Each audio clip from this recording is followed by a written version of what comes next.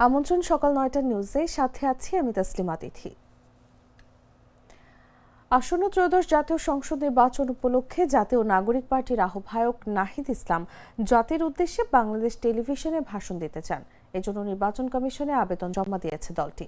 বুধবার দলের পক্ষে একটি আবেদন ইসিতে জমা দেওয়া হয়েছে। প্রধান নির্বাচন কমিশনার বরাবর ওই আবেদনে লেখা হয়, ত্রয়োদশ জাতীয় সংসদ নির্বাচন উপলক্ষে জাতীয় নাগরিক পার্টির আহ্বায়ক নাহিদ ইসলাম বাংলাদেশ টেলিভিশনের মাধ্যমে জাতির উদ্দেশ্যে একটি গুরুত্বপূর্ণ ভাষণ প্রদান করতে আগ্রহী। ওই ভাষণের মাধ্যমে তিনি নতুন রাজনৈতিক স্বপ্ন, নতুন রাজনীতির রূপরেখা এবং ত্রয়োদশ জাতীয় সংসদ নির্বাচনে জাতীয় নাগরিক পার্টির ইশতেহার জাতির সামনে উপস্থাপন করতে চান। আবেদনে বলা হয়, বর্তমান রাজনৈতিক প্রেক্ষাপটে জনগণের সামনে একটি সুস্পষ্ট, দায়িত্বশীল ও ভবিষ্যৎমুখী রাজনৈতিক দৃষ্টিভঙ্গি তুলে ধরা অত্যন্ত জরুরি। সেই লক্ষ্যে নাহিদ ইসলাম তার ভাষণের মাধ্যমে জাতীয় নাগরিক পার্টির রাজনৈতিক দর্শন, লক্ষ্য ও কর্মপরিকল্পনা সরাসরি জনগণের কাছে পৌঁছে দিতে চান। এতে আরও বলা হয়, রাষ্ট্রীয় গণমাধ্যম হিসেবে বাংলাদেশ টেলিভিশন দেশব্যাপী সর্বস্তরের মানুষের কাছে একযোগে বার্তা পৌঁছানোর সবচেয়ে কার্যকর ও গ্রহণযোগ্য মাধ্যম। এই কারণে বিটিভির মাধ্যমে প্রদত্ত বক্তব্য একই সঙ্গে সারা দেশে প্রচার করা সহজ এবং ফলপ্রসূ হবে বলে আমরা মনে করি। এনসিপি তাদের আবেদনে আরও বলে, এ প্রেক্ষাপটে জাতির উদ্দেশ্যে এই ভাষণের জন্য বিটিভিতে একটি নির্দিষ্ট বক্তব্যের স্লট বরাদ্দ করা অত্যন্ত প্রয়োজনীয়।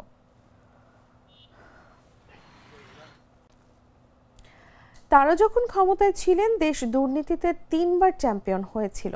কুমিল্লার 14 গ্রামে নির্বাচনী জনসভায় বক্তব্য রাখেন ডাক্তার সৈয়দ আবদুল্লাহ তাহের। কুমিল্লা 11 আসনে জামায়াতের প্রার্থী এবং দলের নায়েবে আমির ডাক্তার সৈয়দ আবদুল্লাহ তাহের বলেছেন, কোন সরকারের সময়ে দুর্নীতি কমেনি। এখন আমরা যাদের সঙ্গে প্রতিদ্বন্দ্বিতা করছি, তারা যখন ক্ষমতায় ছিলেন, বাংলাদেশ দুর্নীতিতে 3বার চ্যাম্পিয়ন হয়েছিল। তিনি বলেন, আমরা যদি আবার দুর্নীতি চাই তাহলে সেখানে ভোট দিতে হবে। আমরা যদি আবার একটি নৈরাজ্য চাই তাহলে সেখানে ভোট দিতে হবে। আর যদি একটি নিরাপদ, উন্নত বাংলাদেশ চাই তাহলে যে 11 দলীয় জোট তৈরি হয়েছে তাদেরকে ভোট দিতে হবে। এ ব্যাপারে জোটের কমিটমেন্ট আছে। বুধবার কুমিল্লার 14 গ্রাম উপজেলার কানকাপৈত ইউনিয়নের তারাশাইল উচ্চ বিদ্যালয় মাঠে নির্বাচনী জনসভায় প্রধান অতিথির বক্তব্যে এসব কথা বলেন ডাক্তার তাহের।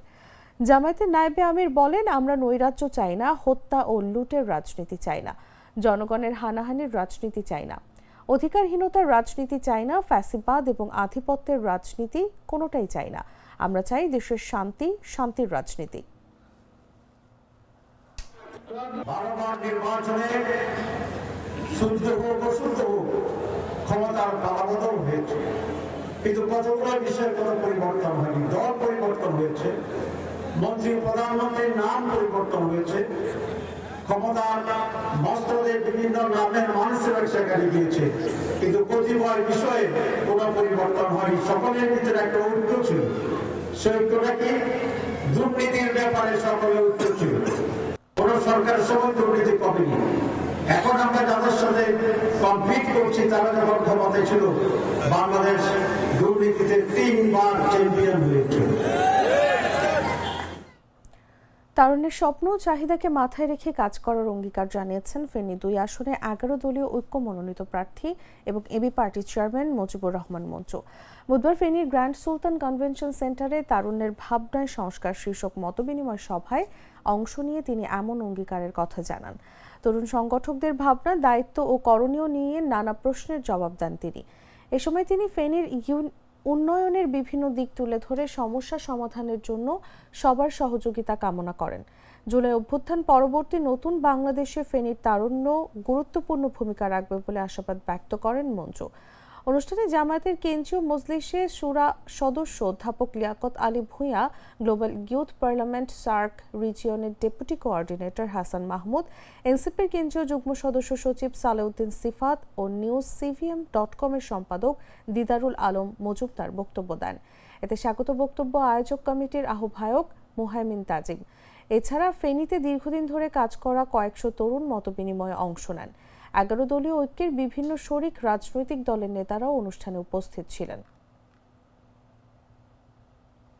আমাদের স্বপ্ন সেটাই যে আসুন আমরা 5 বছরের একটা পরিকল্পনা নেই যে রাষ্ট্রটাকে আমরা সেই জায়গায় দাঁড় করাবো।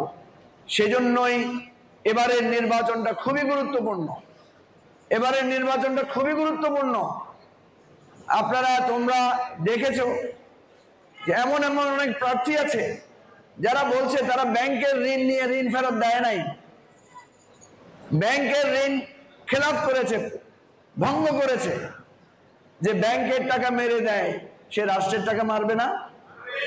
মারবে কিনা? যে ব্যাংকের টাকা নিয়ে ফেরত দেয় না সে আমার টাকা আপনার টাকা কি ফেরত দিবে? তাহলে তরুণদেরকে এই ভাবনা ভাবতে হবে। বাছাইকৃত লাল সরিষার দানা থেকে তৈরি হয় প্রাণ সরিষার তেল, আসল ঝাঁঝে আসল স্বাদে। নোয়াখালীর ৩ আসনের বেগমগঞ্জে দাঁড়িপাল্লা প্রতীকের প্রচারণায় বিএনপি কর্মীরা হামলা চালিয়েছেন বলে অভিযোগ উঠেছে। এতে জামায়াত এনসিপির ৭ নেতাকর্মী আহত হয়েছেন।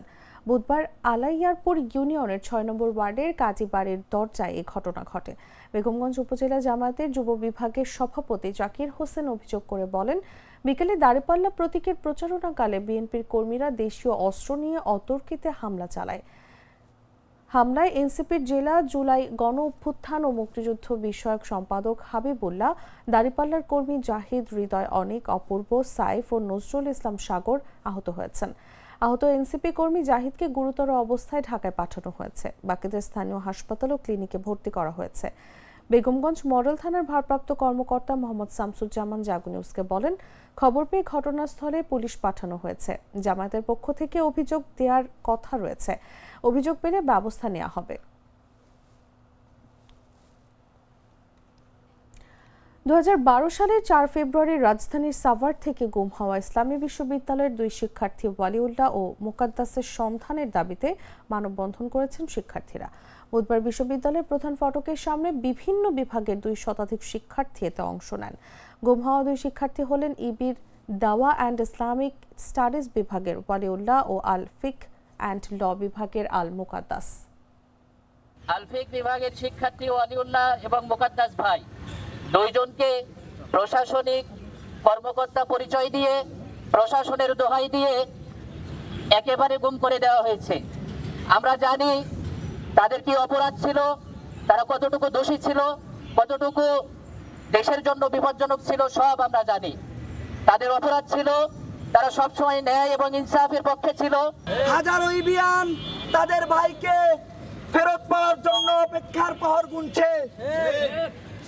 আমরা আজকের এই মানববন্ধন থেকে ইন্টারিমকে আহ্বান জানাতে চাই, আপনারা তো অনেক দিন ধরে অপেক্ষা করিয়েছেন, আপনারা আমাদের ভাইদেরকে ফিরিয়ে দেন। যদি ফিরিয়ে দিতে না পারেন তাহলে আমার ভাইরা কোথায় আছে সেটার সন্ধান দিন। আমরা আজকের এই মানববন্ধন থেকে এটা বলতে চাই যে আমাদের ভাইদের সন্ধান দিন। যে গুমগুলো হয়েছে তাদের যথাযথ বিচার করুন। যারা এই গুমের সাথে সংশ্লিষ্ট ছিল তাদের যথাযথ বিচারের মুখোমুখি করে জনগণকে জানিয়ে দিন, যে যাতে করে আর কোনো গুমের মুখোমুখি বাংলাদেশের কোনো জনগণ না হতে হয়।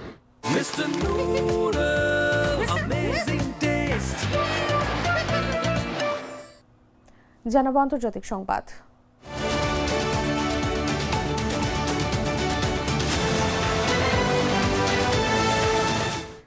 বাংলাদেশের প্রতি সংহতি জানিয়ে আসন্ন টি-20 বিশ্বকাপে ভারতের বিরুদ্ধে পাকিস্তান ম্যাচ বয়কটের সিদ্ধান্ত নিয়েছে বলে জানিয়েছেন দেশটির প্রধানমন্ত্রী শেহবাজ শরীফ। ভারতে গিয়ে খেলতে অস্বীকৃতি জানানোয় বাংলাদেশকে বিশ্বকাপ থেকে বাদ দিয়ে স্কটল্যান্ডকে জায়গা দেওয়া হয়েছে। ওই সময় থেকে বাংলাদেশের পক্ষে অবস্থান নিয়েছিল পাকিস্তান। এরপর সর্বশেষ সিদ্ধান্তে দেশটি জানায় তারা ভারতের বিরুদ্ধে গ্রুপ পর্বের ম্যাচ খেলবে না। শুরুতে ভারতের বিরুদ্ধে ম্যাচ বয়কটের কোনো আনুষ্ঠানিক কারণ জানায়নি পাকিস্তান। তবে গতকাল বুধবার মন্ত্রিসভার বৈঠকে প্রধানমন্ত্রী শেহবাজ শরীফ জানান, বাংলাদেশকে বাদ দেওয়ায় তারা এই সিদ্ধান্ত নিয়েছেন। শেহবাজ বলেন, আমরা টি-20 বিশ্বকাপ নিয়ে স্পষ্ট অবস্থান নিয়েছি যে আমরা ভারতের বিরুদ্ধে খেলব না, কারণ খেলার মাঠে কোনো রাজনীতি হওয়া উচিত নয়। ভারতের বিরুদ্ধে আগামী 15 ফেব্রুয়ারি শ্রীলঙ্কার কলম্বোতে পাকিস্তানের খেলার কথা ছিল, কিন্তু দেশটি ইতোমধ্যে এই ম্যাচ না খেলার কথা জানিয়েছে। ক্রিকেটের নিয়ন্ত্রক সংস্থা আইসিসি এ ব্যাপারে পাকিস্তানকে সতর্কতা দিয়েছে। তারা বলেছে, যদি ভারতের বিরুদ্ধে পাকিস্তান না খেলে তাহলে তাদের পরবর্তীতে শাস্তিমূলক ব্যবস্থার মধ্যে পড়তে হবে।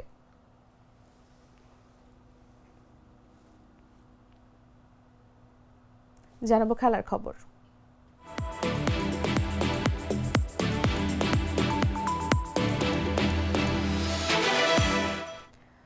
আফগানিস্তানের 310 রানের পুঁজিও যথেষ্ট হলো না, হেসে খেলেই জয় তুলে নিল ভারত।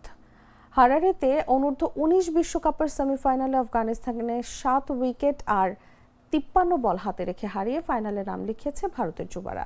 সেখানে তাদের প্রতিপক্ষ ইংল্যান্ড। টস ভাগ্য ছিল আফগানিস্তানের পক্ষে। প্রথমে ব্যাট করে জোড়া সেঞ্চুরিতে 4 উইকেটে 310 রানের বড় সংগ্রহই দাঁড় করিয়েছিল আফগানরা।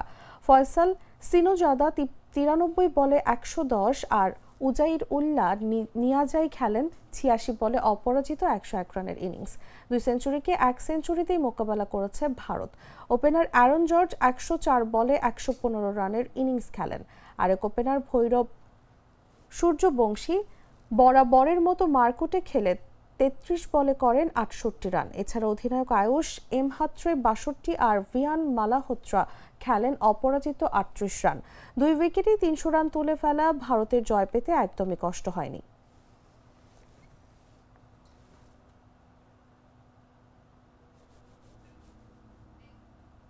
দর্শক, এই ছিল এখনকার মতো। এরপর দেখবেন বেলা 11টার সংবাদ। প্রতি মুহূর্তে সর্বশেষ খবর জানতে ভিজিট করুন jagonews24.com। ফলো করুন আমাদের ভেরিফাইড ফেসবুক পেজ এবং সাবস্ক্রাইব করুন জাগো নিউজের ইউটিউব চ্যানেল। ধন্যবাদ সবাইকে।